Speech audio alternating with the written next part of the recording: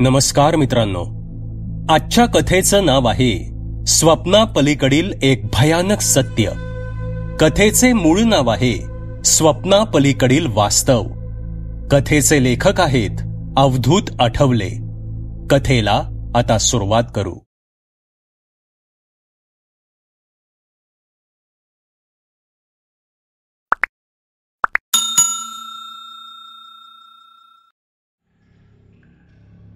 जीवाच्या आकांताने मनोज धावत होता. मिळेल त्या वाटेवर, दिसेल त्या मार्गावर तो पळत होता. आता मात्र इथून सुटायलाच हवं, हेच विचार त्याच्या डोक्यात येत होते. कोणीतरी त्याचा पाठलाग करत होतं, पण दिसत मात्र नव्हतं. शेवटी पळून पळून दम लागलाच आणि मनोज थांबला आणि तिथेच बसला.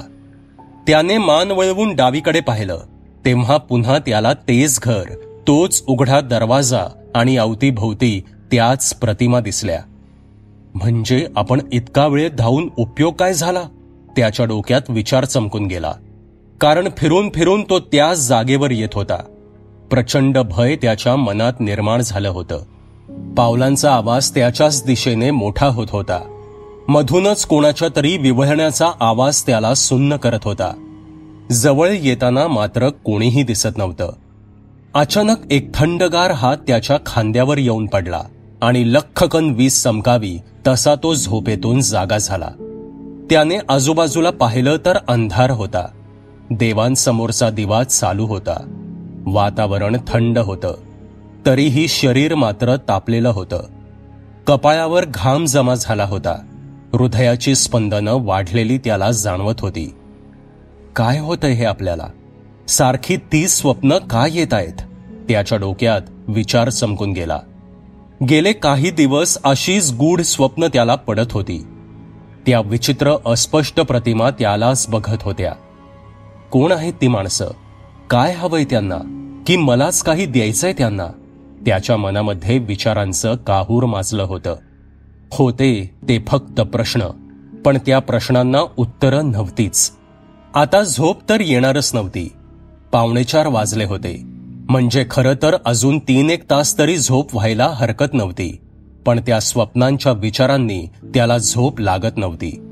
आणि झोप लागलीच तरीही पुन्हा स्वप्नात तेच. तो मोठ्या कात्रीत सापडला होता. Complete deadlock. शेवटी अंथरुणातून तो उठलाच. किचनमध्ये जाऊन थंड पाणी चेहऱ्यावर मारून तो पुन्हा बेडजवळ आला. मोबाईल अनलॉक करून गेम खेळू लागला. पण त्यातही त्याचं मन रमत नव्हतं. फेसबुक, व्हॉट्सअप, इंस्टाग्रामचा तर प्रचंड कंटाळा आला होता. तेच फोटो, त्याच शुभेच्छा, तेच वाढदिवस, तीच कौतुकं बघून तो वैतागला होता. आता तर त्याला स्वतःचीच चीड येत होती. बस, शेवटी त्याने कपाटातून ब्लॅक रमची बॉटल काढली आणि फक्त बर्फाचे 2 तुकडे टाकून 60चा पेग तयार केला. गळ्याखालून एक प्रकारची शांतता शरीरात जाऊ लागली. पुन्हा पुन्हा तो प्रसंग त्याला आठवू लागला. त्या दिवशी कार चालवताना अचानक समोर आलेल्या त्या 2 मुली. आपण करकचून मारलेला ब्रेक आणि धडक बसल्याच्या जोरदार आवाजाला छेदून आलेल्या त्या दोघींच्या किंकाळ्या. सगळंच अघटित, अनाकलनीय. आपली काय चूक? काहीच नाही. पोलिसांनी दिलेल्या जबाबात मागे बसलेल्या मुलीने सांगितलं होतं, आम्ही बाईक शिकत होतो आणि अचानक तिच्या हातून ॲक्सेलरेटर ओढला गेला. काही कळण्याच्या आतच स्पीड वाढला आणि गाडी कारवर जाऊन आदळली. 2 दिवसांनी दोघींनीही शेवटचा श्वास घेतला आणि काही दिवसांनी अशी स्वप्न त्याला येऊ लागली. त्या मुलींचा आणि स्वप्नांचा तर काही संबंध नसेल? पुन्हा त्याच्या मनात विचार चमकून गेला. विचारांची तंद्री आणि दारूचा परिणाम आता होऊ लागला होता. तसाच बेडवर बसल्या बसल्या त्याला झोप लागली. सकाळी उठून त्याने स्वतःचं आवरलं आणि जाऊन देवांसमोर हात जोडले. काहीही करून या गोष्टींचा सोक्षमोक्ष लावायचाच याच विचारांनी तो घराबाहेर पडला. मेडिकलमध्ये जाऊन झोपेच्या गोळ्यांची चौकशी केली, पण प्रिस्क्रिप्शन शिवाय त्याही मिळणार नव्हत्या. गुंतागुंत वाढत होती आणि तो नैराश्यात लोटला जात होता. आज पुन्हा एक नवीन दिवस आणि नवीन काम. स्वतःच्या नोकरीचा त्याला खूप वैताग आला होता. रात्री झोपेचं खोबरं व्हायचं आणि इथे कामावर रोज उठून चेहरा हसरा ठेवायचा. डॉक्टर लोकांना भेटायचं. त्यांच्या गळ्यात आपल्या कंपनीची औषधं मारण्यासाठी वेगवेगळ्या स्कीम्स, ऑफर्स त्यांना सांगायच्या. झोनल मॅनेजर, एरिया मॅनेजर यांना तोंड देत सांभाळून घ्यायचं आणि तोच रोजचा प्रवास. मेडिकल रिप्रेझेंटेटिव्ह असणं म्हणजे सोपं नाही हे त्याला कळून चुकलं होतं. त्याच्या ह्या परिस्थितीला, मनस्थितीला कारणीभूत होता त्याचा भूतकाळ. त्या दिवशी असंच झालं होतं. मॅनेजर साहेबांनी त्यांची कार आणली होती आणि मनोज सोबत ते डॉक्टर लोकांना व्हिजिट्स करत होते. दुपारी एकत्र जेवण करून दोघेही आणखी काही ठिकाणी व्हिजिट्सला गेले. संध्याकाळी एका हॉटेलमध्ये चहा पिऊन दोघेही निघाले. मी आता ड्रायव्हिंग करून कंटाळलोय, थोडा वेळ तू करशील का ड्रायव्हिंग? मनोजच्या साहेबांनी त्याला विचारलं. तसे तो सुद्धा नुसता बसून आणि साहेबांच्या गोष्टी ऐकून कंटाळला होताच. पटकन त्याने साहेबांची विनंती मान्य केली आणि मस्त सफाईदारपणे गाडी चालवू लागला. त्याने त्याच्या आवडीची किशोर कुमारची गाणी चालू केली. साहेब सुद्धा जरा रिलॅक्स झाले. त्यांनी हलकेच विषय काढला. काय मग, लग्नाचं बघतोयस की नाही यंदा? साहेबांनी विचारलं. यंदा नाही सर, पुढच्या वर्षी बघू, मनोज म्हणाला. कोणी आहे मनामध्ये की स्थळं बघायची आहेत? साहेबांनी हसत विचारलं. स्थळं बघायची आहेत, आई वडील बघतील, मनोज म्हणाला. चांगलं आहे, करून टाक लवकर, उशीर नको उगीच, साहेब म्हणाले. अशाच गप्पा चालू असताना त्यांच्या कार समोर अचानक एक बाईक आली, ज्यावर 2 मुली होत्या आणि क्षणात होत्याचं नव्हतं झालं. धाडकन धडक बसली आणि दोघीही रस्त्यावर आपटल्या गेल्या. आजूबाजूची माणसं जमा झाली आणि सगळ्यांनी मिळून त्या दोघींना हॉस्पिटलमध्ये दाखल केलं. घडलेल्या घटनेचे साक्षीदार बरेच जण असल्यामुळे नक्की काय घडलं, कुणाची चूक झाली यावर फार वादंग माजला नाही. त्याला आणि त्याच्या बॉसला कोणीही दोषी धरलं नाही. बॉसने सुद्धा त्याला धीर दिला आणि घडल्या प्रकारात आपण काहीच करू शकत नव्हतो याची जाणीव करून दिली. तो मात्र पुरता घाबरून गेला होता. आपण ड्रायव्हिंग करताना असं काहीतरी व्हावं आणि त्या 2 निष्पाप मुली गंभीर जखमी व्हाव्यात ही कल्पनाच त्याला असह्य होत होती. हॉस्पिटलमध्ये पोलीस आले. चौकशीचे सगळे सोपस्कार त्यांनी पूर्ण करून घेतले. मुलींचे आई वडील, नातलग सगळे आले. त्यांनी थोडा रुद्रावतार धारण केला. मात्र पोलीस आणि इतर साक्षीदार यांनी केलेल्या मध्यस्थीमुळे त्यांनी थोडं नमतं घेतलं. पुढचे 2 दिवस कोर्ट, पोलीस स्टेशन, कागदपत्र, चौकशी, खुलासे, जबाब या गोष्टी चालूच होत्या. शेवटी त्या दोघींपैकी पुढे बसलेली मुलगी गाडी शिकत होती हे सत्य बाहेर आलं आणि त्याला थोडा दिलासा मिळाला.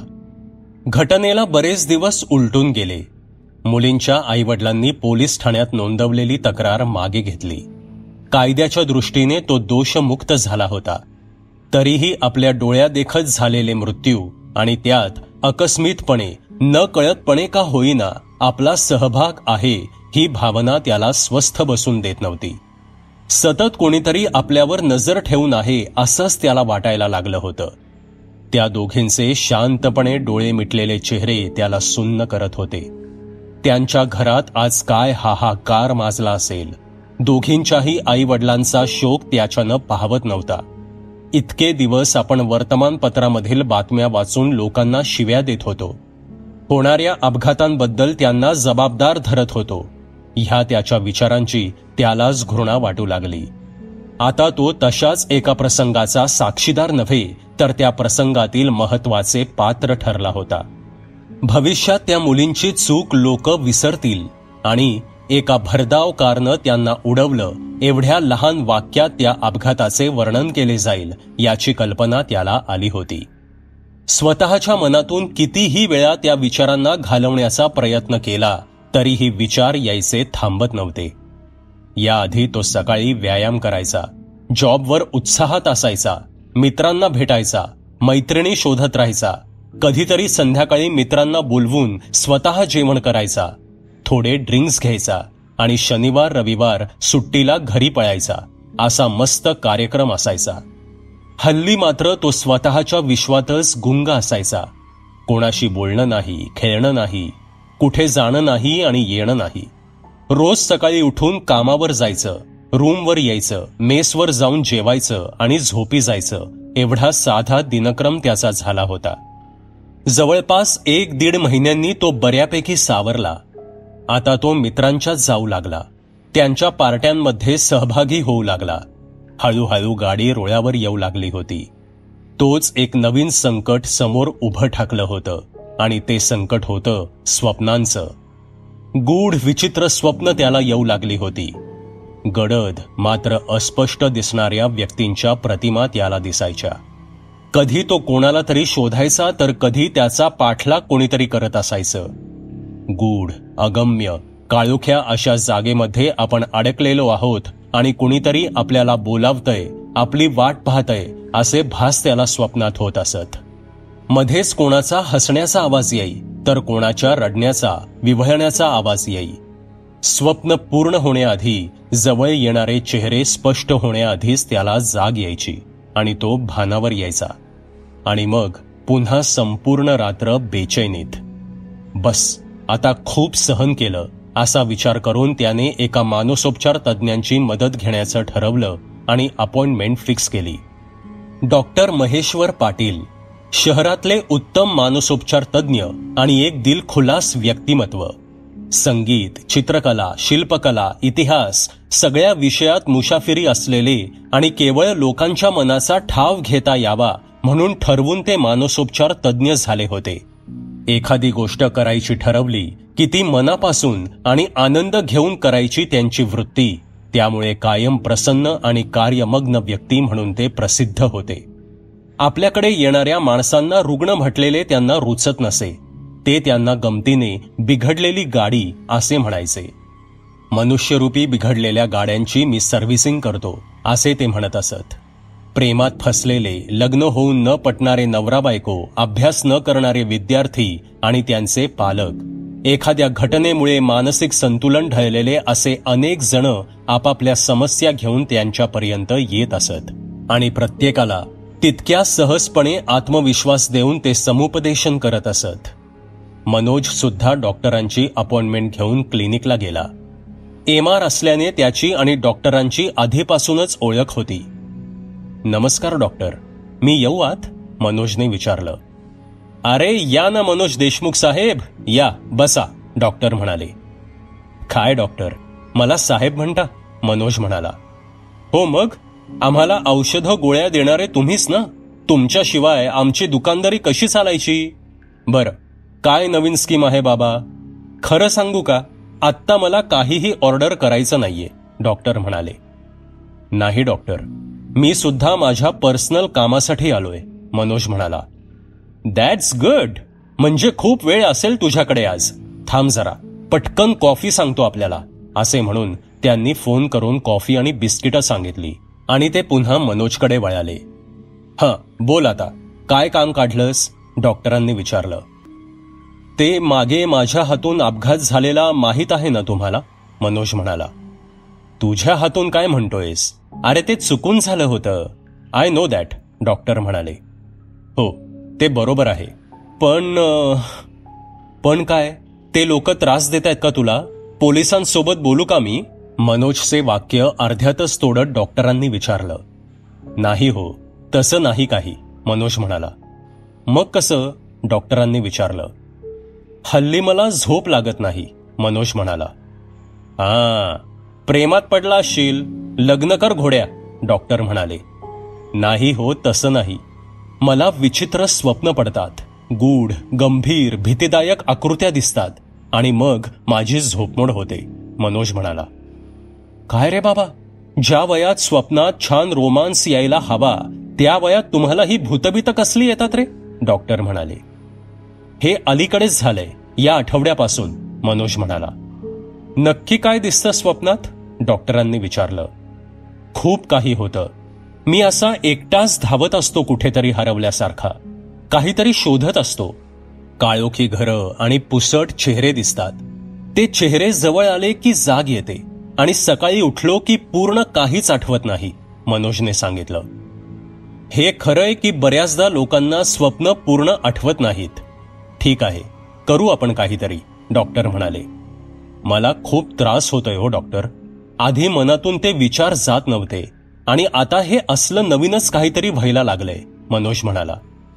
असं आहे मनोज, हा सुद्धा तुझ्या मनाचा भ्रम आहे. या स्वप्नांचा संबंध तुझ्या आयुष्याशी जोडू नकोस. मानसिक अवस्था असते अशी. एक गोष्ट लक्षात ठेव, आपल्या मनातल्या विचारांचं प्रतिबिंब म्हणजेच आपली स्वप्न असतात.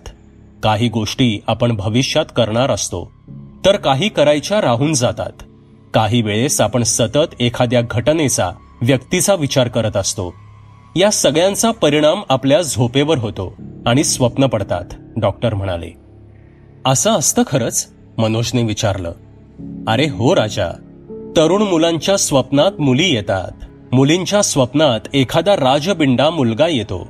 लहान मुलांना स्वप्नात खेळ येतात. विद्यार्थ्यांना परीक्षेच्या वेळी नापास झाल्याची किंवा पेपर सोपा गेल्याची स्वप्न पडतात. व्यापाऱ्यांना व्यवसाय वाढल्याची किंवा नुकसानीची स्वप्न दिसतात. इतकंच काय, आपल्या जवळची व्यक्ती मृत झाली तर ती स्वप्नात दिसते. काही लोकांना साप दिसतात, कारण त्याची भीती असते. मनात विचार असतात, डॉक्टर म्हणाले. मग मला झोपेच्या गोळ्या देता? मनोजने विचारलं. वेडायस का? मी शक्यतो झोपेच्या गोळ्या कोणालाच देत नाही. ते टाळायचा प्रयत्न असतो माझा. अजून काही दिवस वाट बघ. मनातून भीती घालव पूर्णपणे. प्रसन्न रहा. नाही झाली स्वप्न कमी तर बघू काहीतरी. तुला कोणत्याही औषधाची गरज नाही. मानसिक बदल आणि वातावरण बदलण्याची जास्त गरज आहे. असं कर, तू काही दिवस शांतपणे गावी राहायला जा. घरातल्या मंडळींसोबत तुला पुन्हा एक नवी उमेद मिळेल, डॉक्टर म्हणाले. ठीक आहे, येतो मी, मनोज म्हणाला. बरं, ऐक जरा, रविवारी सुट्टी आहे का? मी जातोय नाशिकला. थोडं काम आहे माझं. ड्रायव्हर आणि मी दोघेच आहोत. वेळ असेल तर चल सोबत. तुला पण बरं वाटेल, डॉक्टर म्हणाले. ठीक आहे, येईन मी. मला सुट्टीच आहे, मनोज म्हणाला. Okay, done. See you soon, doctor म्हणाले. मनावरचं एक मोठं ओझं उतरल्याप्रमाणे त्याला हलकं वाटलं आणि चेहऱ्यावर एक आश्वासक हास्य घेऊन मनोज घरी जायला निघाला. काही दिवस शांततेत गेले. आता मनोज बऱ्यापैकी सावरला होता. या सगळ्या अवस्थेतून जात असताना तो मानसिकरित्या खूप कमकुवत झाला होता. पण आता डॉक्टरांनी केलेल्या समुपदेशनामुळे त्याचा आत्मविश्वास उंचावला होता. तो पुन्हा आपल्या नित्याच्या व्यवहारात रुळला होता.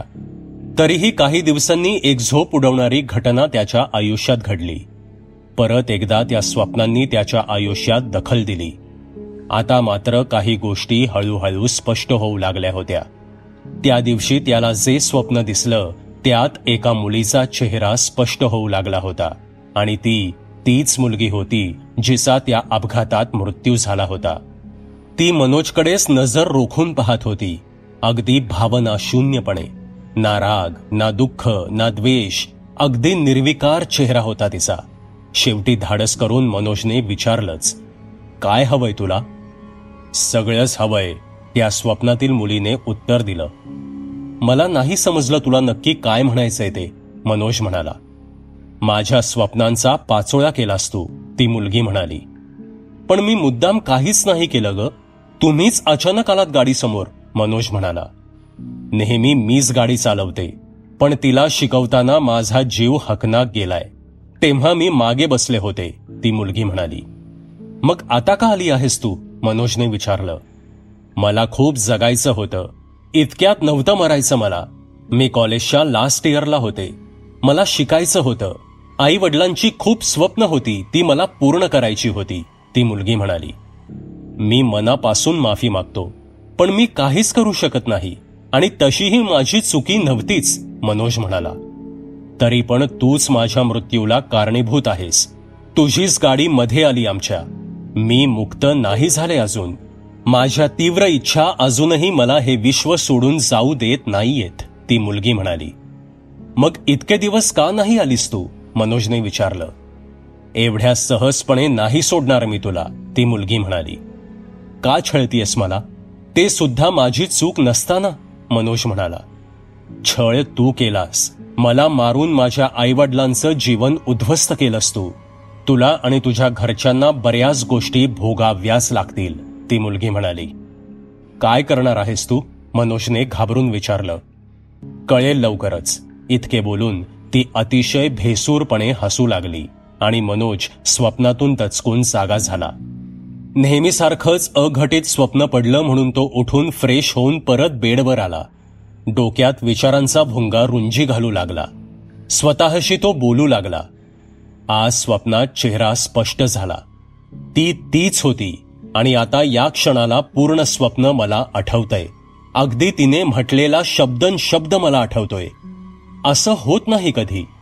स्वप्नांच्या माध्यमातून ती माझ्याशी संवाद साधतीये. नक्कीच काहीतरी होणार आहे आणि मला त्याला सामोरं जावंच लागेल. विचारांच्या तंद्रीत त्याला झोप लागली. थोड्या वेळानं त्याला जाग आली. सगळी कामं आटपून त्याने गजाननाच्या फोटोकडे आशाळभूत नजरेनं पाहिलं आणि फोटोला नमस्कार करून तो घराबाहेर पडला. आता पुढे काय, हाच विचार त्याच्या डोक्यात सुरू होता. मध्ये काही दिवस गेले.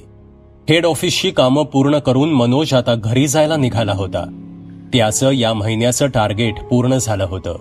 त्यामुळे त्याला पगारासोबत बऱ्यापैकी इन्सेंटिव्ह मिळणार होता. त्याच्या आनंदाला अजून एक गोष्टीची साथ लाभली होती आणि ती म्हणजे त्याची आठवड्याभराची रजा मंजूर झाली होती. बस, आता उद्याचा दिवस ढकलला की पुढे गावाला पळायचं या विचारात तो रमला होता. आईच्या हातचं जेवण, वडिलांचा विनोदी स्वभाव, ताईसोबत होणारे प्रेमळ वाद आणि मित्रांसोबतची धमाल या सगळ्या गोष्टी आठवून त्याला हसायला येत होतं. आपलं हक्काचं गाव आणि हक्काची माणसं सोडून आपण हे कुठे आलोय असा विचार त्याच्या मनात चमकून गेला. शेतावरची मज्जा, गौरी गणपती मधली भजनं, होळीच्या दिवसात लोकांच्या वाडीत शिरून माडावरून उतरवलेले नारळ आणि शेतात घुसून काढलेली कलिंगडं, काकड्या, रानात जाऊन पडलेल्या चिंचा, कैऱ्या, करवंद ह्या सगळ्यांची आठवण होऊन आज त्याच्या डोळ्यांच्या कडा ओलावत होत्या. एकदा का गावाकडे गेलो की ह्या सगळ्या जुन्या गोष्टी पुन्हा नव्यानं जगायच्या असं त्यानं मनोमन ठरवलं. त्या दिवशीचं ऑफिस काम संपवून गाडीला किक मारून तो घराकडे जायला निघाला. काहीच वेळात तो थोडा घराजवळ पोचला. त्यानं ब्रेक लावण्याचा प्रयत्न केला आणि त्याला धक्काच बसला. इतका वेळ व्यवस्थित लागणारा ब्रेक आता पूर्ण निकामी झाला होता. सुदैवानं स्पीड कमी होता म्हणून त्याने गाडी सोडून दिली आणि तो रस्त्यातच पडला. पुढे जाऊन गाडी एका भिंतीवर आपटली. काही कळायला मार्गच नव्हता. डाव्या बाजूला पडल्यामुळे त्याची सगळी डावी बाजू खरचटली.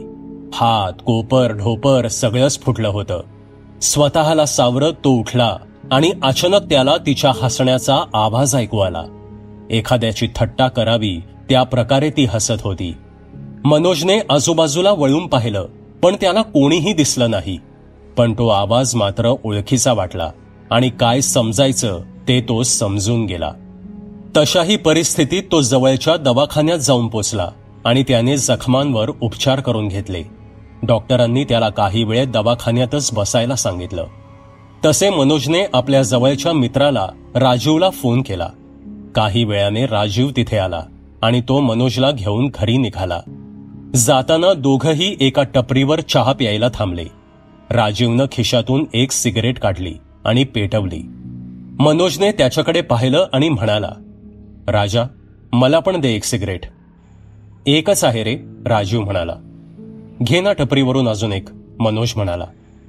तू घे ही, मी आणतो मला दुसरी, राजीव म्हणाला. दोघंही चहा पीत सिगरेट मारत गप्पा मारू लागले. तसे राजीवने विषय काढला. अरे, गेल्याच आठवड्यात तू गाडी सर्व्हिसिंग केली होतीस ना, राजीवने विचारलं. हो रे, चांगली केली होती त्यानं, मनोज म्हणाला.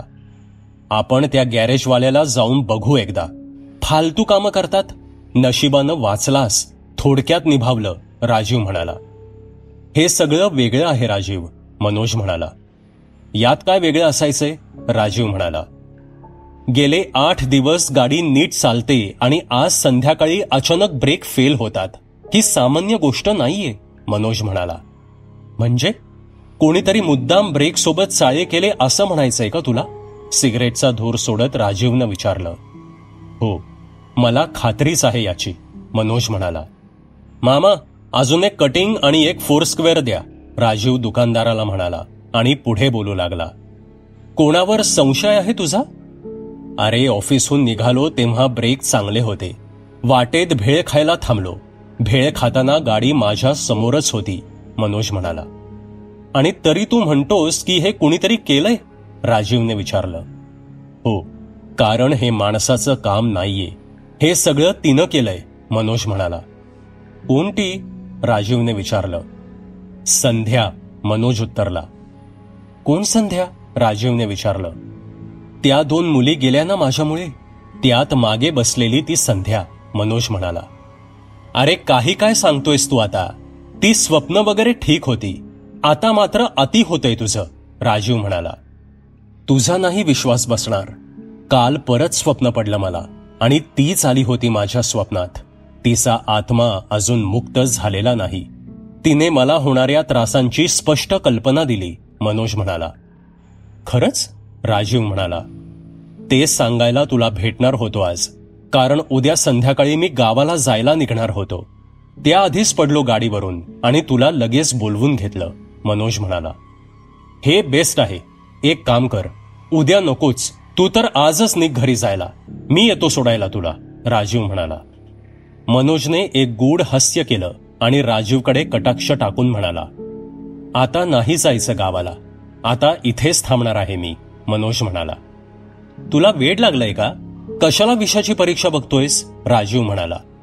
विषाची नाही, आता परीक्षा स्वतःची पाहिजे आहे. खूप छळून घेतलंय तिनं मला. आता ही एक गोष्ट लक्षात घे तू. इतका वेळ ब्रेक व्यवस्थित लागला. मी घराजवळ आल्यावरच स्पीड कमी असताना ब्रेक फेल झाला. म्हणजे एकतर तिला मला मारण्यात इंटरेस्ट नाही किंवा एवढ्या सहजपणे तिला मला सोडायचं नाहीये, मनोज म्हणाला. एवढं सगळं कसं काय आलं तुला? राजीवने विचारलं. भूतांशी संवाद साध एकदा, कळेल तुला, हसत हसत राजीवच्या खांद्यावर हात ठेवून मनोज म्हणाला. तोपर्यंत दुसरा चहा आणि सिगरेट आली. साल्या तू फार डेअरिंग करतोयस, राजीव म्हणाला. काही नाही रे, आत्ता गाडीवरून पडल्यावर मला पुनर्जन्म झाल्यासारखं वाटलं. आत्ता मेलो असतो, ते उद्यावर गेलं असं म्हणायचं, मनोज म्हणाला. कल्पनेपेक्षा भयंकर चाललंय हे सगळं, राजीव म्हणाला. आता आहेत ते दिवस धाडसानं काढायचे राजा, मनोज म्हणाला. एक काम कर, तू माझ्या घरी चल आजपासून राहायला, राजीव म्हणाला. ते कशाला? मनोजने विचारलं. म्हणजे ती त्रास नाही देणार तुला, राजीव म्हणाला. बावलट आहेस तू. अरे ती एक आत्मा आहे सध्या, जो कुठेही आणि कसाही पोचू शकतो, मनोज म्हणाला. पण मग तुला जराही भीती वाटत नाही? राजीवने विचारलं. खरं सांगू, भीती वाटण्याची वेळ गेली आता. आता मला कंटाळा आलाय या सगळ्या प्रकरणाचा. हे मला संपवून टाकायचंय, पार मुळापासून, मनोज म्हणाला. आणि ते कसं करणार तू? राजीवने विचारलं. मी काहीच करणार नाहीये, सगळं तीच करणार. मी फक्त तिला सामोरा जाणार, मनोज म्हणाला. यात मोठी रिस्क आहे, राजीव म्हणाला. असंही माझं मन मला खात होतंच तो अपघात झाल्यापासून. आता ती मला त्रास देतीये. जे आहे ते असं आहे, मनोज म्हणाला. पण काहीतरी करशील ना तू? राजीवने विचारलं. ती माझ्या मनाशी खेळतीये. आता मी माझं मन अजून घट्ट करणार आणि तिच्या मनाशी खेळणार, मनोज म्हणाला. म्हणजे? राजीवने विचारलं. सोड, बघू, चहाचे पैसे दे, निघायचंय आपल्याला, मनोज म्हणाला. कुठे? राजीवने विचारलं. आधी बाहेर जेऊ आणि मग मला माझ्या घरी सोड, मनोज म्हणाला. नको शहाणपणा करूस आणि ऐक जरा, चल माझ्या घरी, राजीव म्हणाला. छे रे, आता तर तिच्याहून जास्त उत्सुकता मला आहे तिला भेटण्याची, मनोज म्हणाला. पण कशी भेटेल ती? राजीवने विचारलं. येईल ना परत स्वप्नात, असं म्हणून मनोजने सिगरेटचा शेवटचा झुरका मारला. कमाल आहे तुझी, बस गाडीवर, राजीव म्हणाला. आणि दोघेही जेवण करण्यासाठी हॉटेलला जायला निघाले. काहीच वेळात एका हॉटेलमध्ये जेवून मनोज आणि राजीव दोघेही मनोजच्या खोलीवर आले. संध्याकाळपासून मनोजच्या डोळ्यात एक वेगळी चमक होती. राजीवच्याही ते लक्षात आलं होतं. मन्या, मी बघतोय तुझ्याकडे. आज एवढं घडून सुद्धा तू आनंदात दिसतोयस. काय झालंय नक्की तुला? राजीवने विचारलं. कसंय राजा, इतके दिवस लोक मला भूताखेतांच्या गोष्टी सांगायचे, तेव्हा माझा विश्वास बसत नव्हता या सगळ्यांवर. पण आता जेव्हा माझ्या आयुष्यात असे एक एक खेळ व्हायला लागलेत, तेव्हा आता माझीही खात्री होऊ लागली आहे भूतांच्या असण्याविषयी. आणि आता जर या गोष्टी आल्याच आहेत समोर तर उगाच घाबरून जाण्यात काही अर्थ नाही, मनोज म्हणाला. पण तरीही तिने तिची शक्ती दाखवली ना तुला. काहीही करू शकते ती तुझ्या बाबतीत, राजीव म्हणाला. खरं सांगू, आपण तिला दोष देतोय की ती अतृप्त आहे. अरे पण तिच्या कोवळ्या वयात ती निघून गेली या जगातून. तिचीही काही स्वप्न, अपेक्षा, आकांक्षा पूर्ण व्हायच्या राहिल्यास ना. हे सत्य आपण नाकारून नाही चालणार. फक्त आपल्याला त्रास होतो म्हणून आपण एखाद्या गोष्टीला वाईट ठरवतो, त्याचं अवडंबर माजवतो. पण स्थिर बुद्धी ठेवून तटस्थपणे विचार केला तर खूप गोष्टी सोप्या होतात, हे मला आता जाणवायला लागलंय, मनोज म्हणाला. हो, सगळं मान्य. अरे पण तुझा रोल काय या सगळ्यामध्ये? जे काही करायचंय ते तीच करणार आहे. इतका सगळा विचार करून तू कोणता दिवा लावणार आहेस? तुला काही स्कोप ठेवलाय का तिनं करण्यासाठी? तिला वाटेल त्याप्रमाणे ती तुला त्रास देत राहणार आणि तू फक्त सहन करणार, राजीव म्हणाला. फक्त प्रश्न, तुम्हाला फक्त प्रश्नच पडणार. अरे कधीतरी आपल्या मेंदूचा आणि हृदयाचा संबंध जोडून लॉजिकल विचार करायला शिकारे. भलेही ती एक अमानवी ताकद आहे, पण शेवटी संबंध मनाचाच आहे ना. तिच्या इच्छा तीव्र होत्या, मनशक्ती अफाट होती म्हणून ती मृत्यूनंतर सुद्धा या जगात वावरत आहे. शेवटी आपलं मन हेच या सगळ्यांमागे कारण आहे, मनोज म्हणाला. तुझ्या बोलण्याची मला काहीही लिंक लागत नाहीये, राजीव म्हणाला. अरे ती माझ्या स्वप्नांच्या माध्यमातून माझ्या मनाशी संवाद साधत आहे. आता मी सुद्धा तिच्याशी बोलणार, तिला समजून घेणार. आत्मा अमर आहे असं आपण म्हणतोच ना. तिचा आत्माच आता मला योग्य मार्ग दाखवेल आणि मी सुद्धा आता तिला मुक्त करण्यासाठीच प्रयत्न करणार. तिच्यापासून पळण्यात काहीही अर्थ नाही. या जगात चांगुलपणा शिल्लक नाही अशीच तिच्या मनाची खात्री झाली आहे, म्हणून ती अशी फिरतीये, मनोज म्हणाला. ही एवढी सगळी माहिती तुला कधी आणि कशी मिळाली? राजीवने विचारलं. मी तुला नाही सांगितलं, पण मागे मी डॉक्टर महेश्वर पाटील यांच्यासोबत नाशिकला गेलो होतो. तेव्हा त्यांचे मित्र डॉक्टर रवी किरण यांची भेट झाली. ते स्वतः उत्तम मानसोपचार तज्ज्ञ आहेत. तरीही त्यांचा ह्या पारलौकिक शक्तींवर विश्वास आहे आणि अभ्यास सुद्धा, मनोज म्हणाला. मग ते म्हणाले का भूत असतात म्हणून? राजीवने विचारलं. अगदी तसंच नाही, पण काही वेळा असं होऊ शकतं. एखाद्या व्यक्तीचं मन नियंत्रित असेल तर तो कोणतीही गोष्ट सहजपणे प्राप्त करू शकतो. आणि तसंच मनावर कोणतंही बंधन नसेल तरीही एखादी गोष्ट पाठ सोडत नाही. पॉझिटिव्ह आणि निगेटिव्ह दोन्ही प्रकारच्या शक्ती या जगात वावरत असतात. आपण कोणती गोष्ट निवडायची हे महत्वाचं. जोवर जिवंत असतो तोवर आपण आपल्या शरीराच्या माध्यमातून आपल्या मनाच्या इच्छा पूर्ण करत असतो किंवा तडजोड करत असतो. शरीराला मृत्यू येतो, परंतु आत्मा आणि मन यांना अंत नाही. ते दुसऱ्या योनीमध्ये वावरतात आणि पूर्वकर्म विसरून जातात.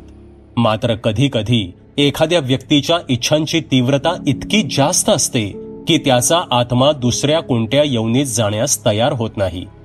इथेच घुटमळतो आणि आपल्या इच्छा पूर्ण करण्याचा प्रयत्न करत राहतो. त्यालाच कदाचित आपण भूत, अतृप्त आत्मा अशी नावं देतो, मनोज म्हणाला. भयानक आहे हे सर्व. म्हणजे मरणारा प्रत्येक जण भूत होणार तर? राजीव म्हणाला. तसं नाही रे. असं झालं तर सगळ्या सृष्टीची योजनाच बिघडेल. फार अपवादात्मक परिस्थितीमध्ये अशा घटना घडतात. सगळे मनाचे खेळ.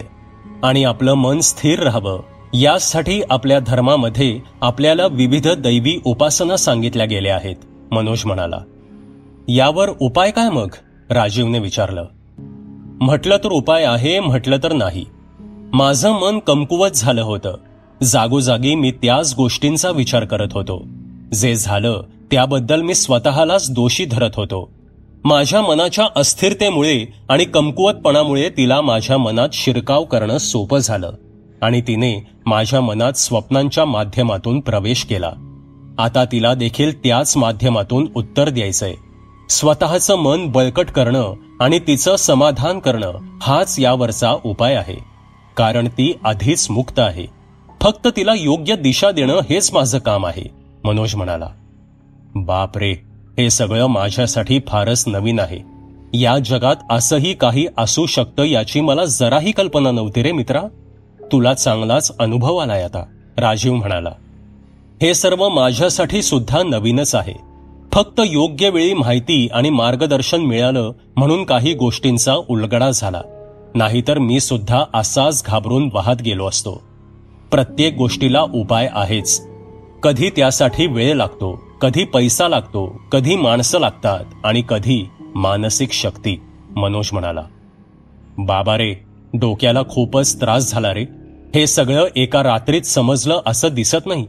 तू बरं सगळं शांतपणे सहन करतोस, राजीव म्हणाला. दुसरा काही पर्याय आहे का आपल्यासमोर, मनोज म्हणाला. तेही आहेच म्हणा. मग आता काय, राजीवने विचारलं. आता काही नाही. शांत झोपायची वेळ झाली आहे. थांबतोस का इथे माझ्याबरोबर, मनोज म्हणाला. नको बाबा, तू झोप इथे, मी जातो माझ्या घरी. काही हवं असेल तर फोन कर, राजीव म्हणाला. फट्टू आहेस तू साल्या. मित्राला संकटात टाकून चाललास ना, मनोज म्हणाला. अरे असं काही नाही, मी थांबतो तू म्हणत असलास तर, राजीव म्हणाला. नको नको, मी सहजच बोललो. तू जा खरंच. मी एकटा आहे तेच पुरेसं आहे सध्या. अजून गुंतागुंत नको वाढायला, मनोज म्हणाला. बरं, निघतो मी आता. काळजी घे, राजीव म्हणाला आणि तो घरी निघून गेला. दिवस भराभर जात होते. मनोजला आता या गोंधळातून सुटका हवी होती. ज्या दिवशी त्याने या संकटाला भिडायचं ठरवलं होतं त्या दिवसापासून त्याला कोणतीही स्वप्न पडेनाशी झाली. तिचा भास, अस्तित्व, त्रास काहीही त्याला जाणवत नव्हता. खरं तर मनोजचा जीव भांड्यात पडायला हवा होता, मात्र त्याची चिकित्सक दृष्टी आणि चौकस मन या गोष्टी मानायला तयार नव्हतं.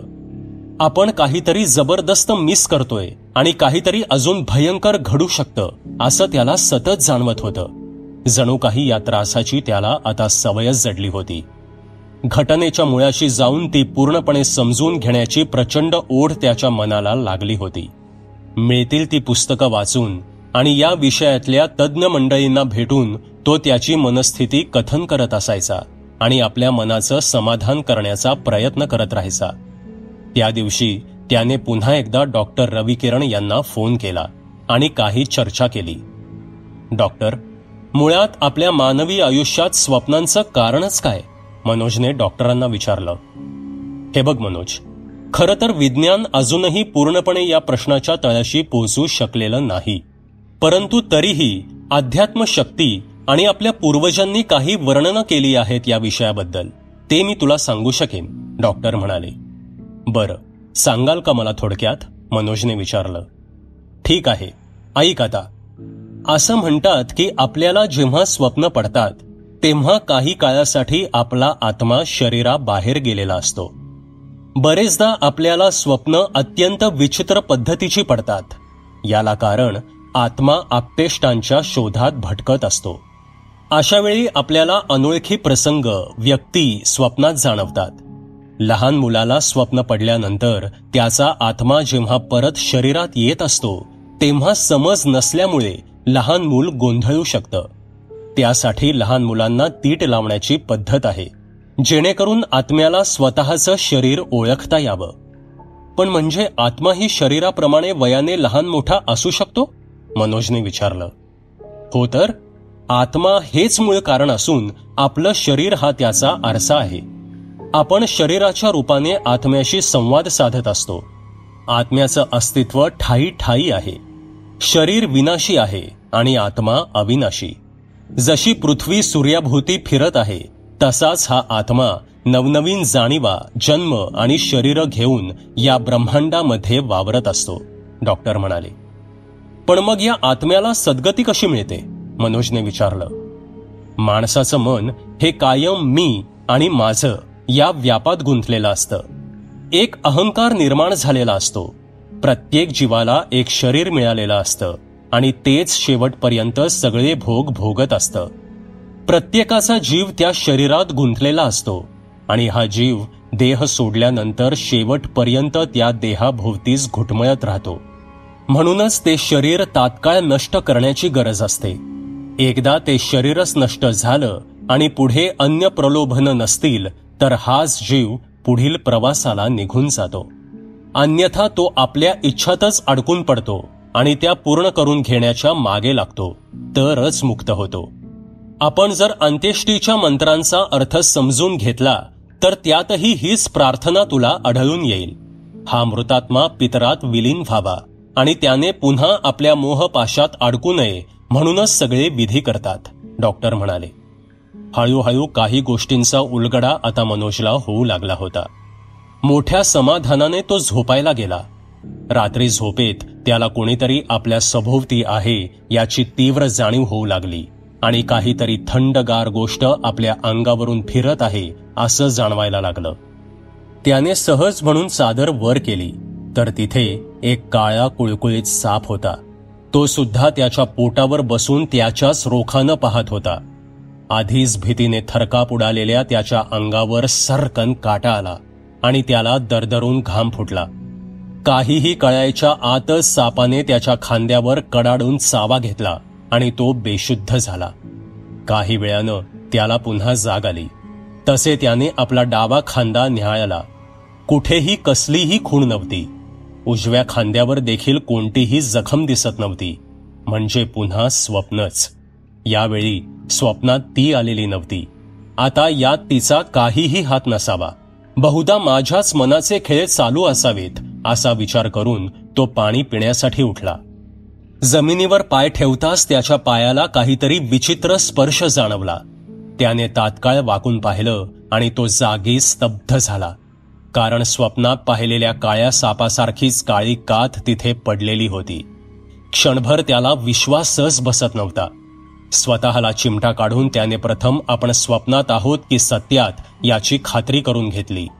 साप आला होता हे खरं, तो चावला हेही खरं, जखम दिसत नाही हेही खरंच, आणि त्याची कात इथे पडली आहे हे तर डोळ्यांसमोरचं सत्य.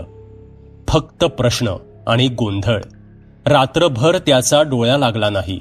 सकाळी उठून त्याने एक गोष्ट ठरवली आणि तो तात्काळ त्या कामाला लागला. त्याने त्या मुलीच्या म्हणजेच संध्याच्या घरी जायचं ठरवलं आणि तिच्या आईवडिलांना या सगळ्याची कल्पना द्यायचं ठरवलं. दुसऱ्याच दिवशी मनोज राजीवला सोबत घेऊनच त्यांच्या घरी पोचला. त्याने सर्व परिस्थिती कथन केली आणि आता आपण काहीतरी यावर उपाय करायला पाहिजे अशी विनंती त्यांना केली. तिथे गेल्यावर मात्र मनोजला अजून मोठा धक्का बसला. तुम्हाला सुद्धा असे अनुभव येत असतील याची आम्हाला कल्पना नव्हती. उलट हल्ली आमच्याच घरात विचित्र गोष्टी घडतायत. रात्री बेरात्री संध्याच्या खोलीतला पंखा आपोआप सुरू होतो. सकाळी पाहिलं तर खिडक्या उघडलेल्या असतात. खिडक्यांना बाहेरून ग्रिल आहे, त्यामुळे बाहेरून दुसरं कोणीही या गोष्टी करणं कठीण आहे. तिची आवडती गाणी सुद्धा तिच्या खोलीतून आम्हाला ऐकू येतात. खरं तर तीच आहे याची खात्री आहे आम्हाला, पण तिचं असं अस्तित्व मनाला खूप यातना देतं हो. माझीच मुलगी आहे ती, मला काही त्रास नाही, पण तीच अडकली हो या जंजाळात. हे सगळं सांगताना तिच्या वडिलांच्या डोळ्यातून आसवांच्या धारा वाहू लागल्या. आता थक्क व्हायची पाळी मनोज आणि राजीवची होती. त्या दोघांनी परत भेटायचं ठरवून तिच्या वडिलांचा निरोप घेतला. जाताना दोघंही एकमेकांशी बोलत नव्हते.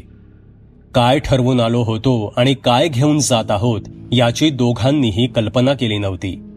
शनिवार रविवारची सुट्टी टाकून मनोज आज खूप दिवसांनी गावी आला. जवळपास 7-8 महिन्यांनी मनोज घरी यायचा होता. आई वडील सुद्धा खुशीत होते. आपला मुलगा घरी आला याचा आनंद त्यांच्या चेहऱ्यावर अजिबातच लपत नव्हता. आईला तर आभाळच ठेंगणं झालं होतं. त्यानं घरात पाऊल ठेवताच त्या बिचाऱ्या माऊलीनं त्याला मिठी मारली. आईच्या डोळ्यांनी मनोजच्या खांद्यावर अश्रूंचा अभिषेक सुरू केला. स्वतःच्या आईच्या डोळ्यात पाणी पाहणं हे कोणत्याही मुलासाठी हळवेपणाचं शेवटचं टोक असतं. इथे सगळ्या भावना संपतात. इतके दिवस एकटाच सगळ्या प्रसंगाला धीरोदत्तपणे सामोऱ्या जाणाऱ्या मनुष्या संयमाचा बांध सुटला. त्याच्याही डोळ्यातून धारा वाहू लागल्या. शेवटी कितीही झालं तरी आईचा पदर आणि बापाचा खांदा या गोष्टी मुलांना खरी सुरक्षा देतात हेच खरं. अगदी हमसून हमसून मनोज रडत होता. इतके दिवस मनामध्ये कोंडलेल्या भावना, भीती, अस्वस्थता, एकांगीपणा या सगळ्या भावनांचा निचरा होऊ लागला होता. पुरुषांना रडता येत नाही, यापेक्षा त्यांनी रडायचंच नसतं, हीच आपल्या समाजाची मानसिकता आणि काही अंशी ते खरं देखील आहे. घरातल्या कर्त्या पुरुषालाच असं कोसळताना पाहून घरातल्या स्त्रियांची अवस्था अजून नाजूक होते. त्यामुळे पुरुषांनी दुःख, वेदना, भावना एकतर बोलून दाखवायच्या किंवा मनात दडपून टाकायच्या. मात्र चुकूनही रडवेलं व्हायचं नाही, हीच रीत झाली. रडणाऱ्या पुरुषाला पाहून त्याची थट्टा आणि कीव करणारेच या जगात अधिक असतात. मनोजही याचा बळी ठरला होता. एखाद्या आपल्या हक्काच्या व्यक्तीसमोर मन मोकळं करणं आणि रडणं वेगळं, आणि एकांतात स्वतःची कोंडी करत रडणं वेगळं. इथे मात्र आई वडील बहीण सगळे त्याला समजून घेणारे होते. त्यामुळे तो मनोसोक्त रडला आणि हलका झाला. मनावरचा ताण सुसह्य झाला. फक्त एकच झालं की घरच्यांना वाटलं आपल्या सगळ्यांना पाहून हा रडतोय. मनोजला खरंच एका भक्कम मानसिक आधाराची गरज होती, हे त्या बिचाऱ्यांच्या गावीही नव्हतं. मनोजची ताई सुद्धा भुवया उंचवून हे सगळं पाहत होती. एवढा शूरवीर आपला भाऊ आज एवढा भावनावश झालेला पाहून तिलाही आश्चर्य वाटलं.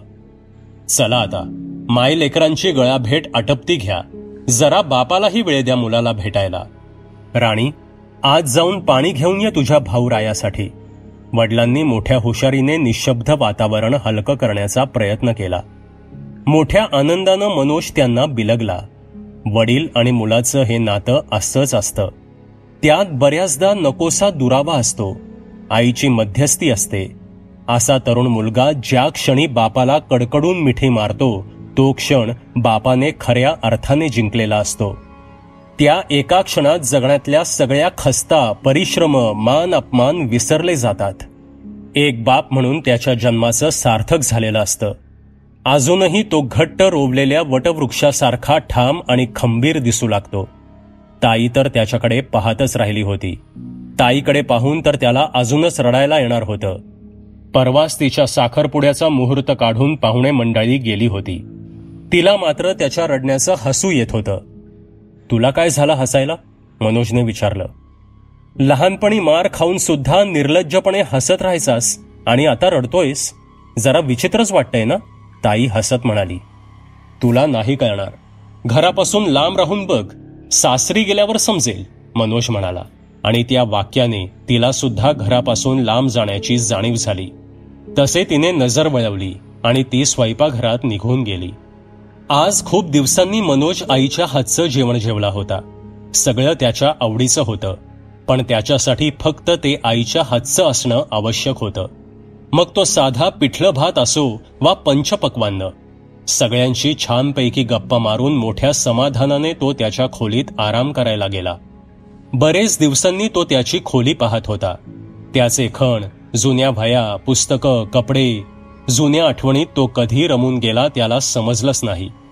दुपारी मस्तपैकी झोप काढून तो उठला आणि त्याला जाणवलं की फक्त 2च तास झोपलो आज, पण किती शांत सुंदर झोप लागली.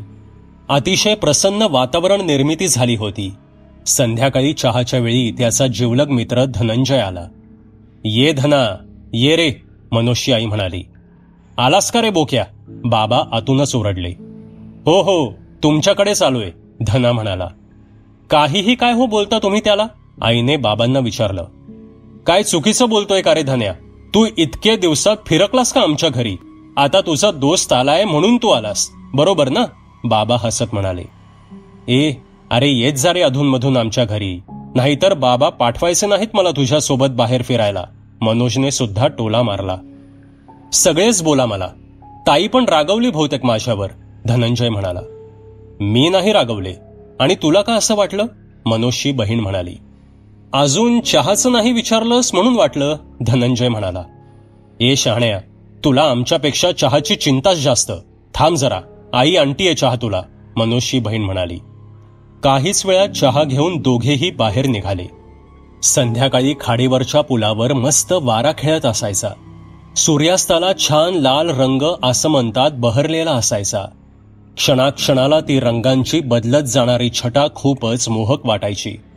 सूर्याचं प्रतिबिंब पाण्यात मिसळून एकरूप होत असायचं आणि सूर्याच्या मोठ्या आकारासमोर येणाऱ्या होड्या, शिडं फारच विलोभनीय दिसायची. आज खूप दिवसांनी हे दृश्य मनोजला आपल्या डोळ्यात साठवायचं होतं. सूर्यास्त झाल्यावर दोघेही भानावर आले. काय म्हण्या, अरे किती दिवसांनी आलास, विसरलास का सगळ्या पोरांना? धनंजयने विचारलं. हो रे, तुला तर माहीतच आहे माझा नवीन जॉब आहे ते. सुट्ट्यांची बोंब आहे आणि तो मागे अपघात झाला होता त्यात बरेच दिवस वाया गेले. शनिवार रविवार भरून द्यावे लागतात रे. शेवटी कंटाळलो, आजारी असल्याचं कारण देऊन निघून आलो इथे सरळ, मनोज म्हणाला.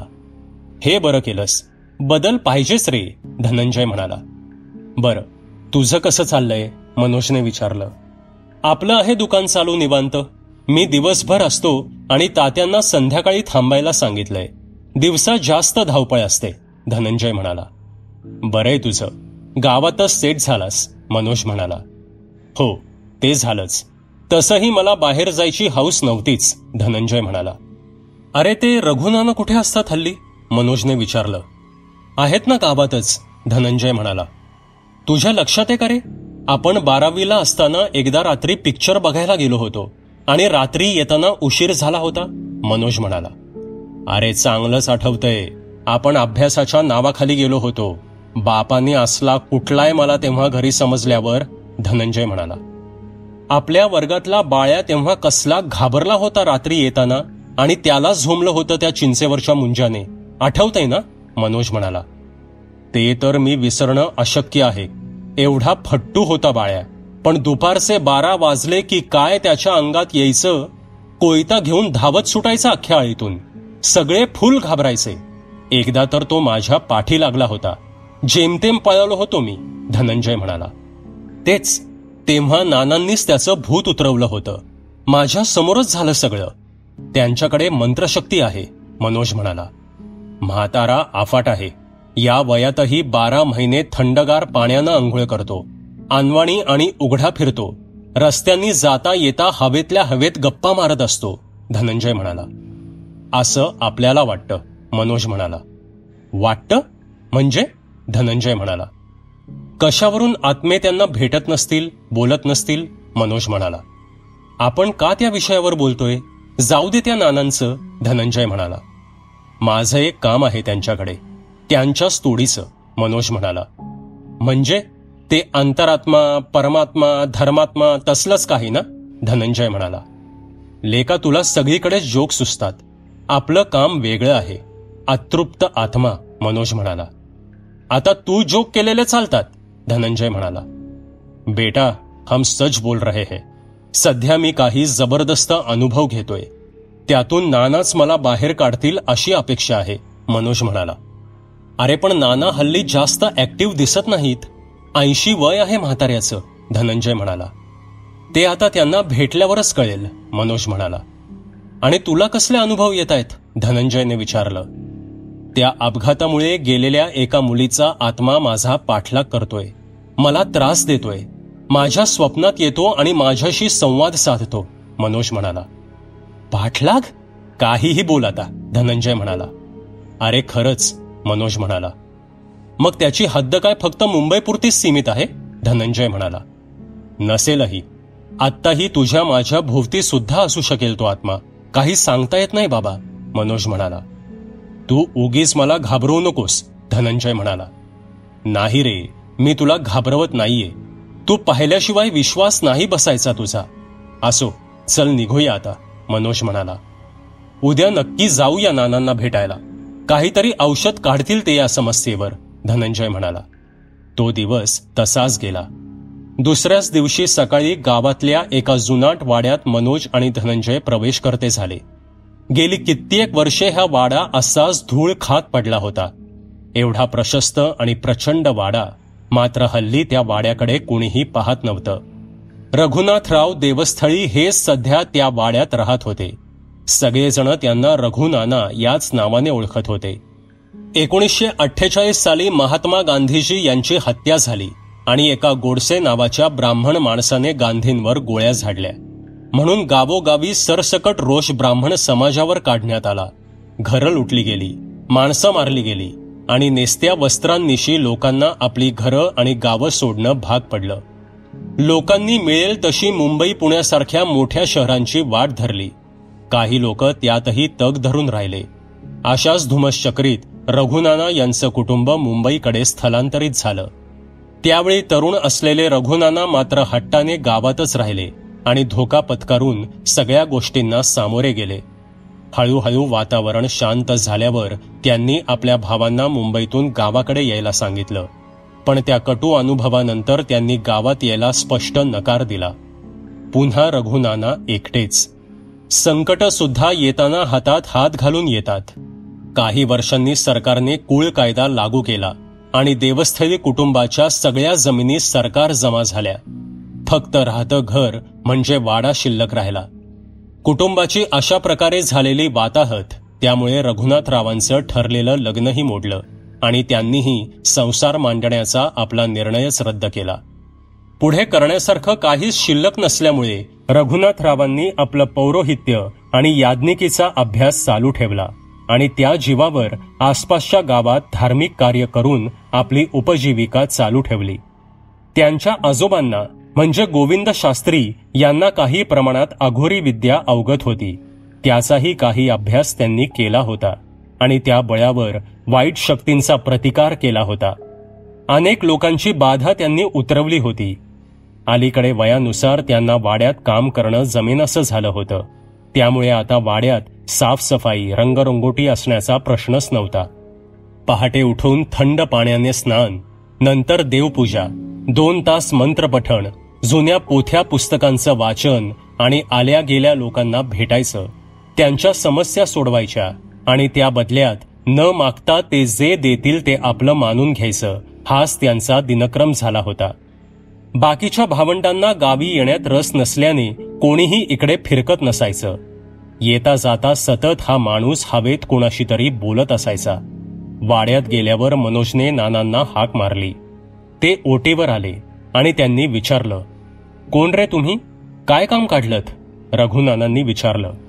मी मनोज देशमुख. लहानपणी यायचो वाड्यावर खेळायला, मनोज म्हणाला. मी नाही ओळखलं. कोणाचा मुलगा तू? रघुनानांनी विचारलं. मारुती आळीतल्या देशमुखांचा. माझे आजोबा शाळा मास्तर होते, मनोज म्हणाला. अरे हो हो, सदाशिवचा नातू का तू?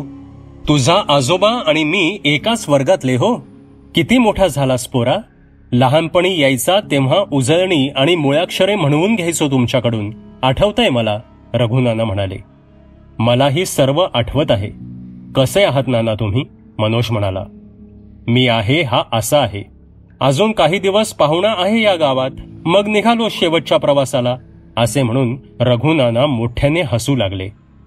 असं काही म्हणू नका, मनोज म्हणाला. बरं, जाऊ दे. सहजच आलास? तपकीर नाकात दाबत रघुनानांनी विचारलं. तसंच महत्वाचं काम होतं, मनोज म्हणाला. सांग निवांतपणे, रघुनाना म्हणाला. तसे मनोजने सगळा घटनाक्रम सांगितला आणि काहीतरी उपाय करण्याची विनंती रघुनानांना केली. असं आहे तर सगळं. असं समज की एखादा आत्मा तुझ्या मागे लागला आहे आणि त्याच्या इच्छा अपूर्ण आहेत. एक तर तो तुझ्यात प्रवेश करून त्याच्या इच्छा पूर्ण करून घेईल किंवा तुला त्रास देऊन समाधान मिळवेल. त्याचं मन अजूनही याच जगात रेंगाळतंय आणि त्याच्या स्मृती सुद्धा दुसऱ्या योनीत जाण्याआधी नष्ट होत नाहीयेत, रघुनाना म्हणाले. पण याला उपाय काय? मनोजने विचारलं. उपाय आहे आणि तो तुलाच करायचा आहे. आणखी काही दिवस तुला तुझं मन आणखी घट्ट करायचंय.